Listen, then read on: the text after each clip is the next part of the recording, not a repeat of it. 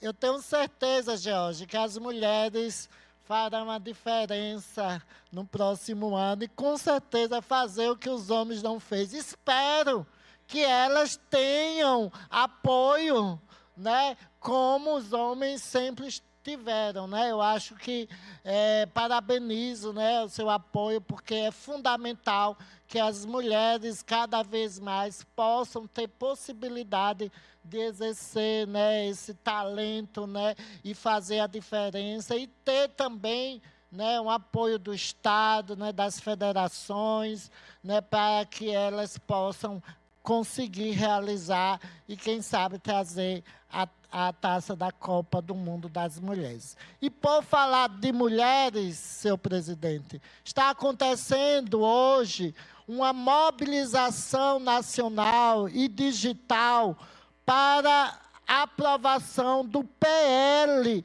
que criminaliza a misoginia, que é o PL 896 de 2023. Esse projeto que tem uma grande importância para a preservação da vida, senhor presidente. Já foi aprovado no Senado e, infelizmente, o presidente do Senado, Hugo Mota, está engavetando esse projeto, está sofrendo pressão da bancada reacionária, dessa bancada, né, da extrema-direita, que não quer criminalizar comportamentos que gera feminicídio e violência a tantas as mulheres, né? Então, essas mulheres precisam urgentemente, né, que esse projeto seja pautado, porque é muito importante a criminalização da misoginia,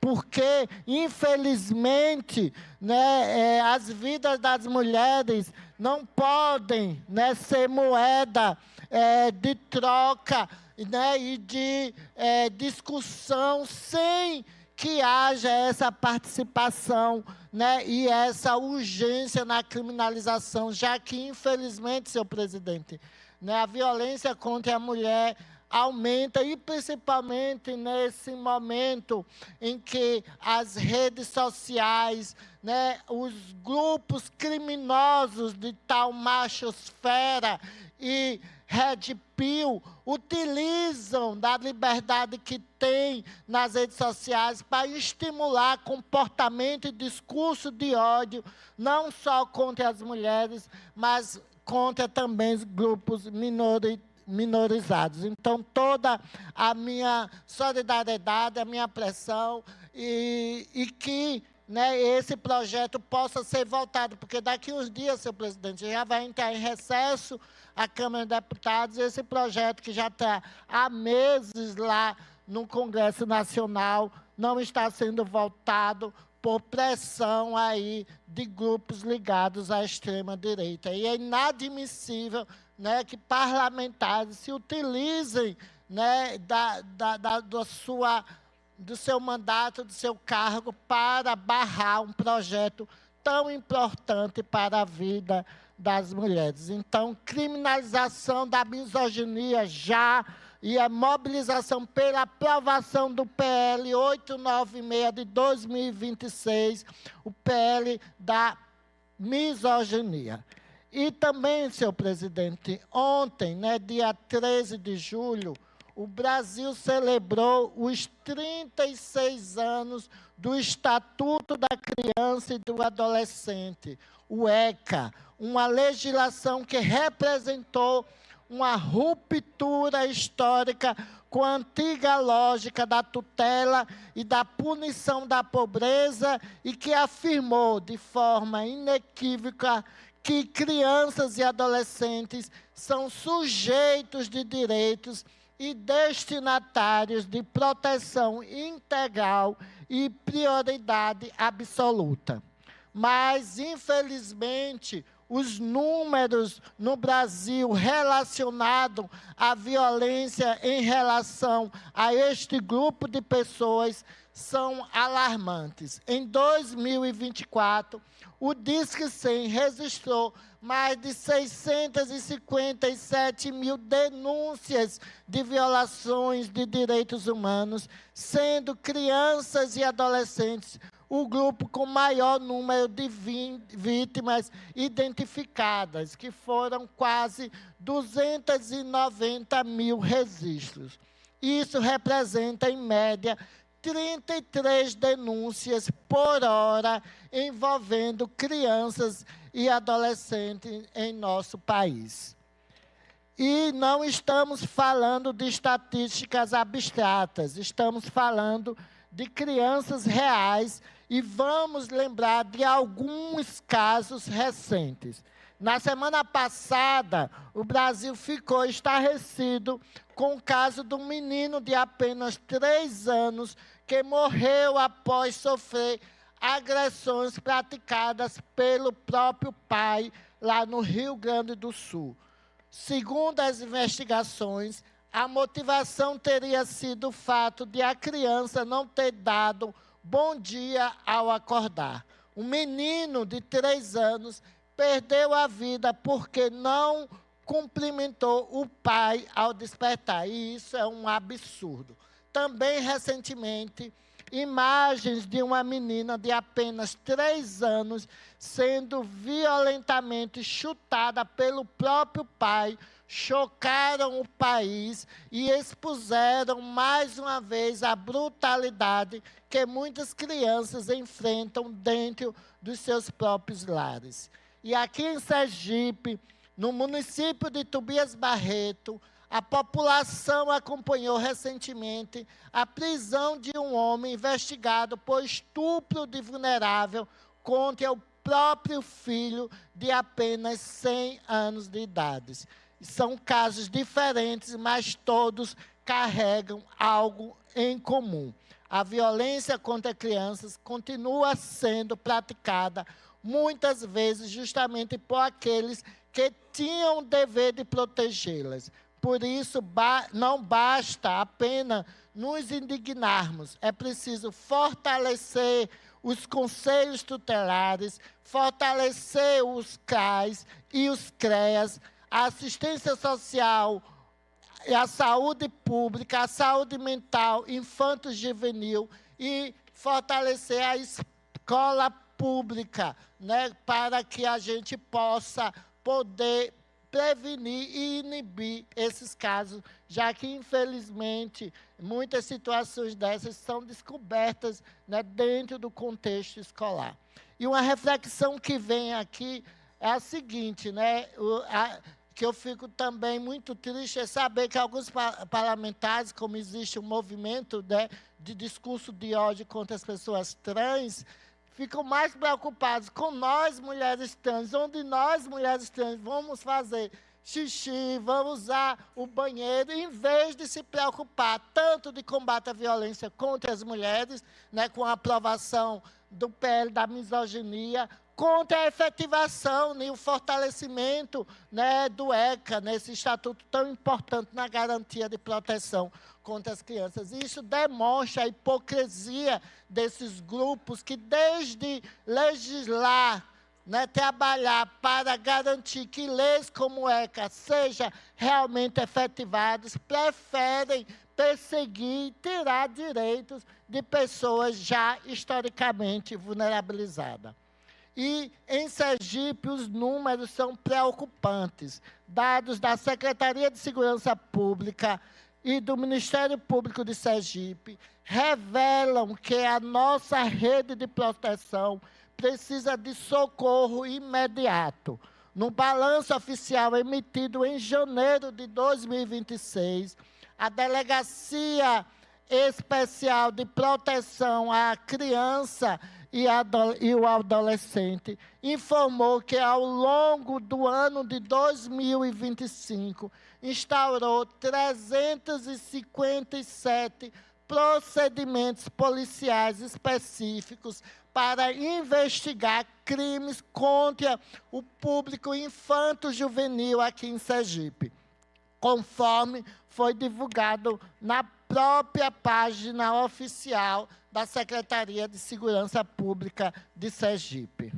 A violência contra crianças e adolescentes assume muitas formas. Ela aparece na violência física, nos espancamentos, as agressões tratadas equivocamente como método educativo, aparece na violência psicológica, nas humilhações, ameaças, rejeições, intimidações e chantagens emocionais. Também se mostra na negligência e no abandono quando falta alimentação, saúde, proteção, higiene, educação e cuidado, nos maus tratos, nos castigos cruéis e degradantes e nas formas de tortura física e emocional impostas a crianças absolutamente dependentes dos adultos para sobreviver. E ela se faz presente, infelizmente, né, na maioria dos lares, né, das casas sergipanas, por vários motivos, né? Por, principalmente, não respeitar a singularidade, né, das crianças. Como também aparece, né, na violência sexual, no abuso e na exploração sexual e também na pornografia infantil. É preciso capacitar profissionais para intensificar sinais de violência e garantir que denúncias sejam acolhidas e investigadas. Garantir orçamento para as políticas de infância e também, né, com a preocupação de fortalecer a rede de proteção às crianças e adolescentes, né, que a gente também propôs a Lei 9.764, né, de outubro de 2025, que institui a notificação compulsória de casos suspeitos ou confirmados de violência doméstica, familiar e sexual contra a mulher, crianças, adolescentes ou idosos na rede pública e particular do ensino do Estado de Sergipe. É preciso que no orçamento do Estado o governo destine recurso para treinar a comunidade escolar em relação a estas violências. Porque não existe prioridade absoluta sem recursos públicos destinados à proteção da infância. O ECA completou ontem 36 anos, mas o maior desafio do Estatuto nunca foi a sua existência. O maior desafio sempre foi a sua concretização.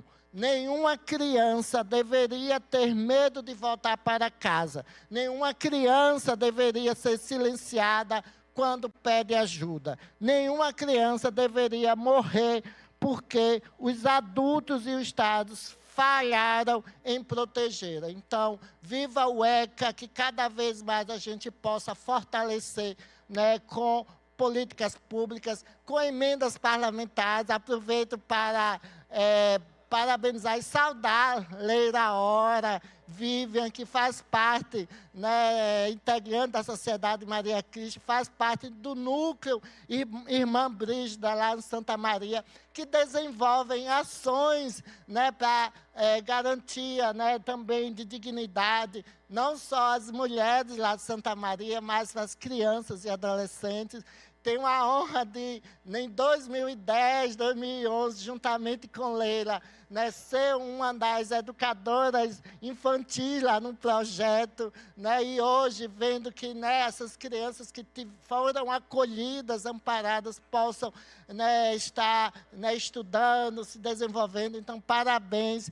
todos que fazem parte, né, do núcleo Irmã Brígida e todos que compõem, né, Benjamin Teixeira de Aguiar, por ter sido o idealizador, né, do núcleo, mas também o fundador da Sociedade Maria Cristo, essa sociedade que eu tenho a honra de fazer parte desde o ano 2000 e que salva, que dá garantia de vida aí para tantas pessoas, através não só da fala, mas de ações concretas. Então, parabéns, e fico muito feliz em poder contribuir de alguma forma. Não posso estar lá presente, mas a gente contribui aí com apoio, né, e com força aí para que cada vez mais essas ações. E Greine também, né, que está aqui também, que faz parte da nossa mandata, que também contribui. Então, parabéns pelo trabalho de todas e todos vocês. É isso. Por fim, senhor presidente, eu vou trazer aqui a questão sobre um relatório que foi divulgado pela ONG Transparência no Brasil, que fala até de recursos públicos, né, mal utilizados, né? A gente sabe, né, todas as nossas emendas, que destinações, são para projetos que com certeza desenvolvem ações tão importantes, onde o Estado falha, né? Porque se existem ações sociais é porque o Estado está falhando, aquelas pessoas deveriam ter dignidade, de ter acesso à educação de qualidade, acesso à assistência social de uma certa forma, né? E quando o Estado falha, as instituições fazem um papel tão importante. Mas, infelizmente, o relatório da ONG Transparência Brasil, tendo por foco o Congresso Nacional, mostra que em 2025, um total de 1,3 bilhão de reais em emendas de comissão foram destinados sem que soubesse quem foi o autor das próprias emendas. Gente, isso é um absurdo, né? Por isso que essas emendas PIX, o orçamento secreto, na minha avaliação, é um dos esquemas de corrupções mais forte que já aconteceu no Brasil, e de forma, é um esquema que é de uma certa forma legalizado, né, institucionalmente pelo Congresso Nacional. O Progressistas, União Brasil, o PL e o Republicanos foram os partidos, lá estou falando não dos deputados aqui, do Congresso Nacional, foram os partidos que mais destinaram emendas sem controle ou transparência, correspondendo a quase 95% do total identificado pelo estudo da organização. São milhões e milhões de reais em dinheiro público que está sendo alocado, sabe lá em quê. E o relatório ganha ainda mais gravidade, senhor presidente, quando temos notícias de que, mesmo sem mandato, Eduardo Cunha, outro inimigo do povo brasileiro, hoje filiado ao Republicanos em Minas Gerais, foi responsável pelo envio de emendas a redutos eleitorais lá em Minas Gerais. Na prática, isso configura desvio de dinheiro público para fortalecer a futura campanha de um sujeito que foi condenado por corrupção e lavagem de dinheiro. Cunha já manifestou seu intento de retornar à política como deputado federal pelo estado de Minas Gerais. Emenda parlamentar é dinheiro público e deve ser empregado com seriedade, transparência e a serviço do povo. E o que estamos vendo é o uso desses recursos por partidos de direita, sem qualquer critério de transparência e controle, com objetivos estritamente eleitorais e, quiçá, espúrios. O dinheiro que deveria ser investido em obras de estrutura, melhoria né, de equipamento de saúde pública, educação, assistência social e toda sorte da política pública está sendo, infelizmente, empregado para garantir a perpetuação daqueles que se elegem visando, infelizmente, o poder. O poder deve ser usado a serviço do bem comum, a serviço das pessoas e não para interesses pessoais e de grupos, né, que muitas das vezes só estão preocupados com os seus, né, currais eleitorais, com seus interesses. É preciso que os órgãos de controle investiguem onde e por quem estão sendo empregados esses recursos. Dinheiro público é dinheiro do povo. A rastreabilidade das emendas... Mais 2 minutos, deputada. Obrigada, senhor presidente. A rastreabilidade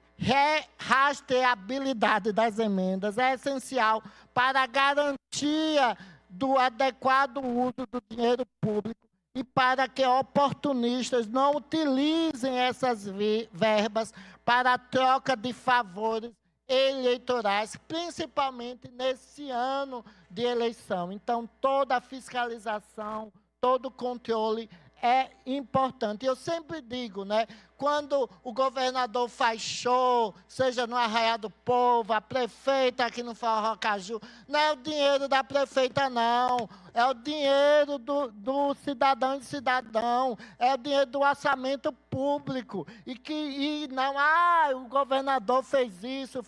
Não, quem fez é o dinheiro do povo. Agora, as prioridades, né, infelizmente, áreas como a saúde, que precisa mais de investimento, mais concurso público para a educação, para a saúde, não faz, mas para mostrar, né, ou colocar em prática essa política de pão e circo, eles fazem, né, porque, infelizmente, não querem resolver problemas estruturais, que as pessoas tenham sua independência econômica e financeira, infelizmente, fiquem dependentes, né, desse sistema político coronelista, que tenho certeza que com mais ocupação de corpos LGBTs, da diversidade do nosso povo, mulheres, pessoas indígenas, a gente vai fazer a diferença e vai transformar a política brasileira. Espero que isso se concretize, né, nas próximas eleições que se aproximam. É isso, senhor presidente. Muito obrigada. Desejo uma boa final de sessão e amanhã estarei aqui de novo com várias outras denúncias e demandas da população sergipana. Obrigado.